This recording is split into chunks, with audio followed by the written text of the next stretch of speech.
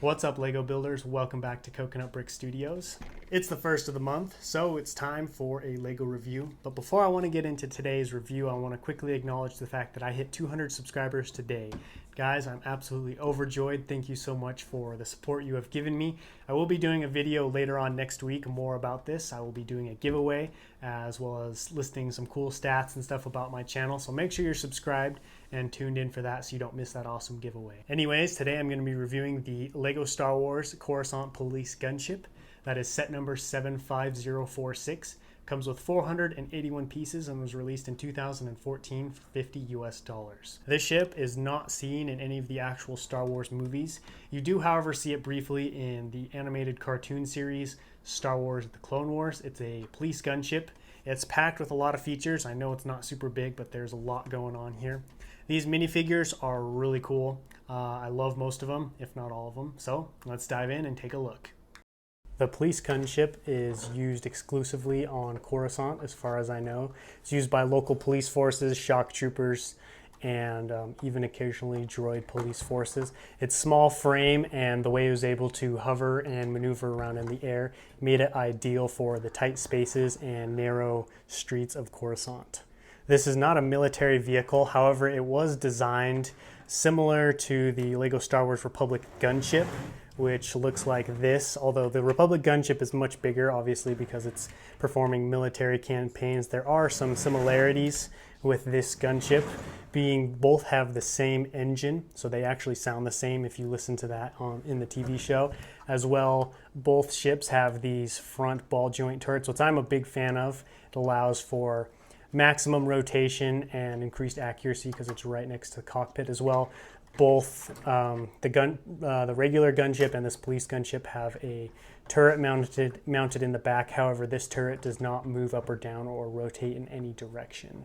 This compartment on the back is pretty cool, actually. It holds this little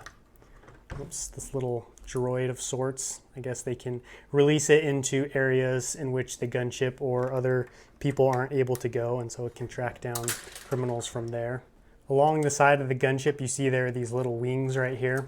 I'm not 100% sure on what they do. I'm guessing some kind of stabilizing or steering mechanism for the ship, as well as this little bar that can slide out all the way until it hits this wing. I'm not entirely sure what this is either. I couldn't find any information on it. So what I use it as is a little step. You can have your minifigures walk out and then step onto this, and then it can lower down. So it almost works kind of like a little ramp for people to walk in and out of the ship with, but like I said, I don't really know what it's for. The other side of the ship is the exact same. However, this side does not have a little droid. You can see it over there on the other side. There are a ton of stickers on this set. You've got these, this Republic insignia on top, and then all that is mirrored on the other side. And then on the front, you have the massive cockpit. I really like the way it's angled. It allows the pilot and the gunner to have a great view of what's going on down below the ship, and I feel like that's really important because there are going to be a lot of tight spaces and a lot going on, so you're going to want maximum visibility. Underneath we have a spotlight, which is a really fun little detail right there. You've got another light tucked behind each of these ball joint turrets. However, you can't see either of those super well. Up on top we have these two spring-loaded missile launchers. I really like those. They are placed pretty poorly though, and I say that because when you reach down to pick up your ship, for some reason your hand gravitates to right here, probably because you don't want to hold the ship in the very back or on the front where the cockpit and all these delicate pieces are. So your hand gravitates to the firmest spot of the ship, but as you can see, when you put your hand there, I pretty much always fire these missiles, so that's really annoying, so I'm trying to figure out a good place to grab it. The cockpit is really cool. I already talked about the outside of it, but it opens up like this. This is the inner cockpit. You've got two sets of controls, one for the gunner in the back, or the driver, I guess if you want the gunner here, the driver can be here. I really like how you can pull it out, and then you can stick the minifigures right on there. So that way you don't have to stick your fingers in there. And like I've said before, I've got stubby fat fingers, so this works great for a guy like me. Unfortunately, because of how my lighting's set up, I can't give you a very good view of the interior, but it goes pretty deep in there. I think it's 4 or 5 studs deep, and then you have the 6 studs right here. 1, 2, 3, 4, 5. Sorry, 5 studs right here. So quite a bit of room right here. You can place a lot of troops in this gunship if you so desire. Included in this set from right to left, we have 2 awesome shock troopers, Anakin Skywalker and Ahsoka Tano. We're going to start with Ahsoka Tano, and she is definitely the most detailed of all the figures in this set. She is packed with colors, and I really like that. Her headpiece is pretty cool, and it comes off, and she has an alternate angry face, so you can have angry Ahsoka or happy. I usually prefer to stick the happy face on my characters. She's got some nice detailing on the shirt, as well as this little purple frill on the pants and a very nice belt.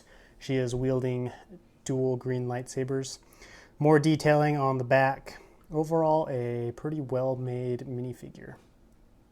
Next up, Anakin Skywalker. This is the cartoon Clone Wars version of Anakin.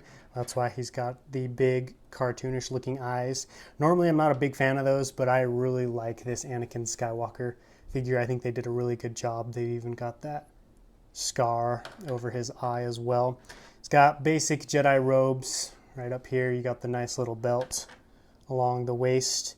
I thought it was interesting how they went with the dark brown pants with the black printing on the torso. It's a very subtle change, but I really like it. They could have just gone with all black, but I really like the effort they put in to make this minifigure look good. You've also got some more brown and black contrast right there. Overall, this is probably my favorite Anakin Skywalker I own.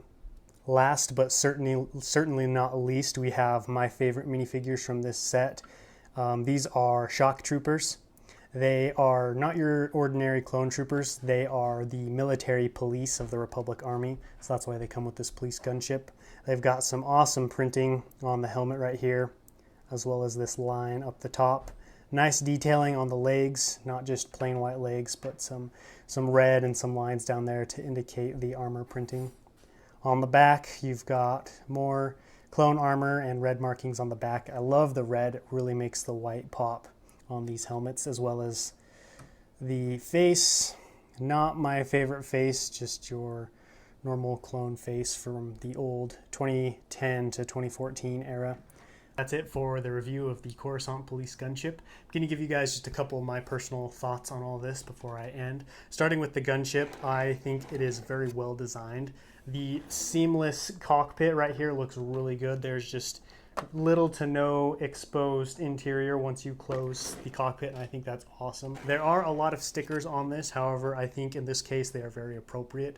It really helps with the authoritative look and the police feel you want with this gunship. There is one thing I don't like about the design, however, and that's this rear turret. I don't remember if this rotates in the TV show or not, but regardless, I feel like if you're going to put a turret on the back of a gunship, it should be able to rotate. The minifigures are an absolute slam dunk. I love these shock troopers. They're absolutely awesome. The 2 Jedi are pretty good as well. Not my favorites, but I do think they look pretty good. There is, however, one major downside to this set, and that is the price tag.